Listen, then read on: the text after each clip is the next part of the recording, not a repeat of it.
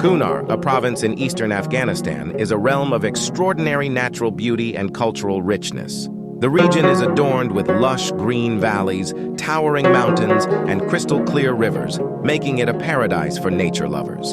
The Kunar River, with its turquoise waters, meanders through the rugged landscape, offering picturesque views and serene spots for contemplation.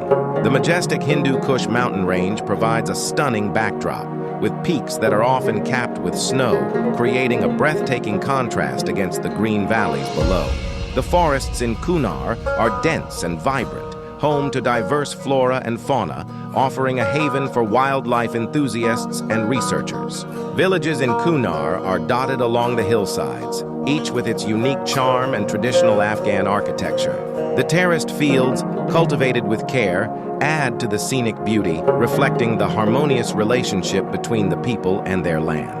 The region is also rich in cultural heritage, with historical sites and ancient traditions that have been preserved through generations. The hospitality of the Kunar people is renowned, and visitors are often welcomed with warmth and generosity.